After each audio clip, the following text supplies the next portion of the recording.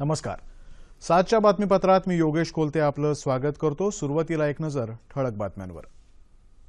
मुंबई दहशतवादी हल्ल्याचा मुख्य सूत्रधार हफीज सईदच डेव्हिड हेडलीची साक्ष. 26/11 पूर्वी मुंबईवर दहशतवादी हल्ला करण्याचे 2 प्रयत्न फसल्याची हेडलीची कबुली.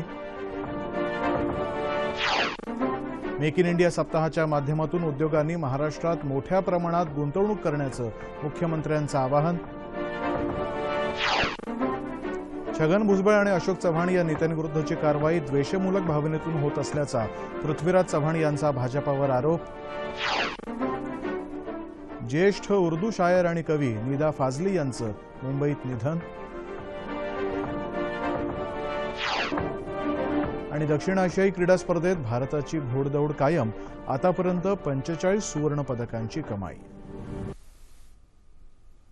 लष्कर तैयबाचा म्होरक्या हफीज सईद हा आज मुंबईवरील हल्ल्याचा मूळ सूत्रधार असून त्याच्या सांगण्यावरूनच आपण 26/11च्या कटामध्ये सहभागी झालो अशी कबुली डेव्हिड हेडलीनं आज मुंबईतल्या विशेष न्यायालयासमोर दिली आहे. त्याची साक्ष व्हिडिओ कॉन्फरन्सिंगच्या माध्यमातून नोंदवण्यात आली.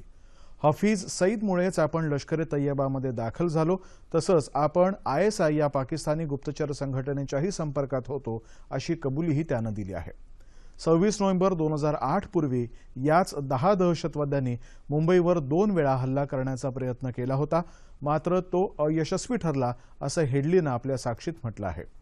मुंबई हल्ल्याच्या कटाच्या नियोजनासाठी आपण 2006 ते 2008 या काळामध्ये अनेक वेळा मुंबईत येऊन गेलो. ताज हॉटेल, ऑबेरॉय हॉटेल आणि नरिमन हाऊस आदी ठिकाणची माहिती घेऊन व्हिडिओ आणि नकाशे बनवण्याचं काम आपणच केल्याचंही त्यानं यावेळी सांगितलं. या साक्षी संदर्भात विशेष सरकारी वकील उज्ज्वल निकम यांनी प्रसारमाध्यमांशी संवाद साधला. लष्कर तोयबा ही पाकिस्तानची जी अतिरेकी संघटना आहे, ही 2002 मध्ये जॉईन केल्यानंतर त्याने स्वतःचं नाव डेव्हिड कोलेमन हेडली हे बदलवून घेतलं. त्याने सांगितलं की मी लष्कर तोयबा जॉईन केल्यानंतर मी एकूण 6 कोर्सेस कंप्लीट केले. 2 वर्षाचं हे ट्रेनिंग होतं. शस्त्रास्त्रे कशी चालवावी, एखाद्या सर्वेलन्स कसा करावा, या गोष्टीचं देखील ज्ञान मी LAT मध्ये घेतलं. भारतीय दूरसंचार नियामक आयोग अर्थात ट्रायनं भारतातली नेट न्यूट्रॅलिटी अबाधित राखणारा महत्त्वपूर्ण निर्णय आज जाहीर केला.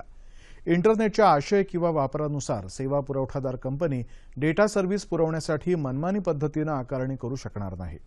या नियमाचा भंग करणाऱ्या कंपनीला प्रतिदिन 50,000 रुपये दंडाची तरतूदही ट्रायनं केली आहे. ट्रायनं यासंबंधी जाहीर केलेली नियमावली आजपासूनच लागू झाली आहे. सध्या विविध कंपन्यांकडून त्यांच्या ग्राहकांना देण्यात आलेली वेगवेगळी पॅकेजेस येत्या 6 महिन्यांपर्यंत सुरू ठेवता येईल असंही ट्रायनं स्पष्ट केलंय. आयोगानं फेसबुकची फ्री बेसिक्स ही योजनाही नामंजूर केली आहे. इंटरनेटच्या स्वातंत्र्याची पाठराखण करणाऱ्यांचा हा एक मोठा विजय मानला जातोय. गुंतवणुकीसाठी महाराष्ट्रामध्ये मोठ्या संधी उपलब्ध असून मेक इन इंडिया सप्ताहाच्या माध्यमातून उद्योगांनी मोठ्या प्रमाणात गुंतवणूक करावी असं आवाहन मुख्यमंत्री देवेंद्र फडणवीस यांनी आज मुंबईत केलं. मुंबईत येत्या 13 तारखेला पंतप्रधान नरेंद्र मोदी यांच्या हस्ते बांद्रा कुर्ला कॉम्प्लेक्समध्ये मेक इन इंडिया सप्ताहाचं उद्घाटन होणार असल्याचं त्यांनी सांगितलं. या कार्यक्रमाच्या कर्टन रेझर पत्रकार परिषदेत मुख्यमंत्री बोलत होते. या सप्ताहामध्ये राज्य शासन उद्योगांसाठी 5 महत्त्वाची धोरणं जाहीर करणार आहे. विविध उद्योगांची गुंतवणुकीसंबंधीचे अनेक सामंजस्य करारही या सप्ताहात होतील. एक खिडकी योजनेअंतर्गत उद्योगांसाठी लागणाऱ्या सर्व विभागांच्या परवानग्या लवकरात लवकर मिळाव्यात यासाठी धोरण आखल्याचंही त्यांनी सांगितलं. मुंबईकर आणि राज्यातल्या जनतेनं तसंच माध्यमांनी एकत्र येऊन देशाची क्षमता जगाला दाखवून द्यावी असं आवाहन त्यांनी केलं. केंद्रीय उद्योग आणि वाणिज्य राज्यमंत्री निर्मला सीतारामन, राज्याचे उद्योगमंत्री सुभाष देसाई आणि अन्य मान्यवर या कार्यक्रमाला उपस्थित होते. जागतिक आणि आर्थिक अस्थिरतेच्या वातावरणामध्ये भारताच्या आर्थिक स्थैर्याची अनेक जागतिक संघटनांनी प्रशंसा केली आहे. त्यामुळे मोठ्या उद्योगांचा भारतामध्ये गुंतवणूक करण्याचा कल वाढल्याचंही सीतारामन यांनी सांगितलं. पालघर जिल्ह्यातल्या नियोजित वाढवण बंदराविषयी लोकभावना तीव्र असल्यानं जनतेला विश्वासात घेतल्याशिवाय या बंदराविषयी कोणताही निर्णय घेतला जाणार नाही अशी ग्वाही मुख्यमंत्री देवेंद्र फडणवीस यांनी दिली आहे. पालघर विधानसभा पोटनिवडणुकीसाठीचे युतीचे उमेदवार अमित घोडा यांच्या प्रचारासाठी मुख्यमंत्री आज पालघर इथं आले होते, त्यावेळी ते बोलत होते. राज्यातल्या आदिवासी विद्यार्थ्यांना पुरेशा सोयीसुविधा तसंच अभ्यासासाठी पोषक वातावरण मिळावं यासाठी राज्य सरकारनं पावलं उचलल्याचंही त्यांनी सांगितलं. आदिवासी आश्रमशाळांचा दर्जा उंचावण्याबरोबरच या विद्यार्थ्यांना शहरातल्या चांगल्या शाळांमध्ये शिक्षण मिळण्यासाठी योजना सुरू केल्याचंही त्यांनी सांगितलं. आदिवासी बांधवांना लाभ मिळावा या दृष्टिकोनातून पालघर जिल्ह्याला विशेष दर्जा देण्यासाठी कायदा बनवण्याबाबत राज्य सरकार विचारविनिमय करत असल्याचंही मुख्यमंत्र्यांनी सांगितलं. शेतकऱ्यांनी शेतीसह शेळी आणि कुक्कुटपालन तसंच दुग्ध व्यवसाय केल्यास त्यांच्या उत्पन्नात वाढ होऊ शकेल असं मत विधानसभेचे अध्यक्ष हरिभाऊ बागडे यांनी आज व्यक्त केलं. औरंगाबाद जिल्ह्यातल्या सिल्लोड इथं जिल्हा सहकारी दूध उत्पादक संघाच्या राष्ट्रीय कृषी विकास योजनेअंतर्गत 30,000 लिटर क्षमतेच्या दूध शीतकरण केंद्राचं भूमिपूजन दुग्धविकास आणि कृषी मंत्री एकनाथ खडसे यांच्या हस्ते झालं. या कार्यक्रमाच्या अध्यक्षस्थानावरून बोलताना हरिभाऊ बागडे यांनी हे मत व्यक्त केलं. दुग्धविकास करणाऱ्या दूध संघांनी विपणनाचं तंत्र अवगत केलं तर ते अमूलप्रमाणेच देशभरामध्ये दूध पोहोचवू शकतात असा विश्वासही त्यांनी यावेळी व्यक्त केला. यावेळी एकनाथ खडसे यांनी सरकारकडून राबवण्यात येत असलेल्या विविध कल्याणकारी योजनांची माहिती दिली. या कार्यक्रमाला आमदार अब्दुल सत्तार यांच्यासह दूध संघाचे अधिकारी आणि कर्मचारी उपस्थित होते. मनी लॉन्ड्रिंग प्रकरणी माजी खासदार समीर भुजबळ यांना मुंबईतल्या विशेष न्यायालयानं 22 फेब्रुवारीपर्यंत न्यायालयीन कोठडी दिली आहे.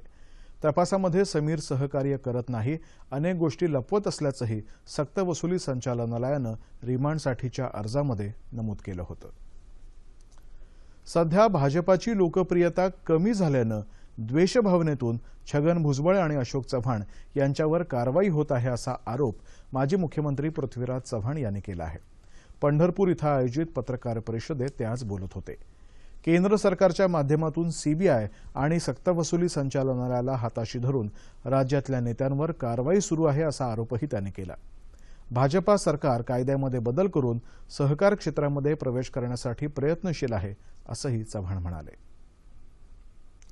कभी किसी से मुकम्मल जहां नहीं मिलता यासारख्या गीतांमधून रसिकांच्या मनामध्ये अढळ स्थान निर्माण केलेले उर्दूतले प्रख्यात कवी आणि गीतकार निदा फाजली यांचं आज हृदयविकारानं मुंबईत निधन झालं. ते 78 वर्षांचे होते. 70च्या दशकामध्ये त्यांनी हिंदी चित्रपटांसाठी गीतलेखन करायला सुरुवात केली. सरफरोश या चित्रपटासाठी निदा फाजली यांनी लिहिलेलं होश वालों को खबर क्या बेखुदी क्या चीज है हे गाणंही चांगलंच गाजलं. खोया हुआ सा कुछ या त्यांच्या काव्यसंग्रहाला 1998 साली साहित्य अकादमी पुरस्कार मिळाला होता. 2013 साली त्यांना पद्मश्रीनं गौरवण्यात आलं. याबरोबरच विविध राज्यांचे उर्दू आणि हिंदी साहित्यासाठीचे पुरस्कारही त्यांना मिळाले.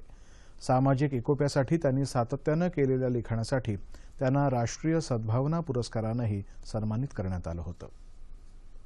होश वालों को खबर क्या बेखुदी क्या चीज है. होश वालों को खबर क्या बेखुदी क्या चीज है. इश्क कीजिए फिर समझिए, इश्क कीजिए फिर समझिए जिंदगी क्या चीज है. कभी किसी को मुकम्मल जहां नहीं मिलता, कहीं ज़मीं तो कहीं आसमां नहीं मिलता. तू इस तरह से मेरी जिंदगी में शामिल है. जहाँ भी जाऊँ ये लगता है तेरी महफिल है. रजा मुराद, तलत अजीज, अली खान यांच्यासह सिनेसृष्टीतल्या नामवंत कलाकारांनी त्यांचं अंत्यदर्शन घेतलं. आज रात्री उशिरा त्यांच्या पार्थिवावर दफनविधी होणार आहे. आसाममध्ये सुरू असलेल्या 12व्या दक्षिण आशियाई क्रीडा स्पर्धेमध्ये भारतानं चौथ्या दिवशीही आपली घोडदौड कायम राखली आहे. आतापर्यंत भारतानं 45 सुवर्ण, 16 रौप्य आणि कांस्य पदकाची कमाई केली आहे. तिरंदाजीमध्ये महिला, पुरुष आणि मिश्र गटामध्ये भारतानं आज सुवर्ण पदकं पटकावली. भारोत्तोलनामध्ये कविता देवीनं 75 किलो वजनी गटामध्ये सुवर्ण पदकाची कमाई केली. सायकलिंगमध्ये 40 किलोमीटर स्पर्धेमध्ये विद्यालक्ष्मी तोरमगम, चाओबा देवी आणि ऋतुजा सातपुते आणि मनीषा यांच्या संघानं सुवर्ण पदक पटकावलं.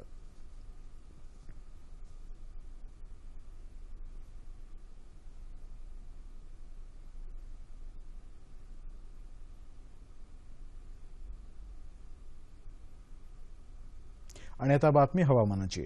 राज्यामध्ये नाशिक इथं 10 अंश सेल्सिअस इतक्या किमान तापमानाची नोंद झाली आहे. येत्या 36 तासामध्ये संपूर्ण राज्यातलं हवामान कोरडं राहील असा अंदाज हवामानशास्त्र विभागानं वर्तवला आहे.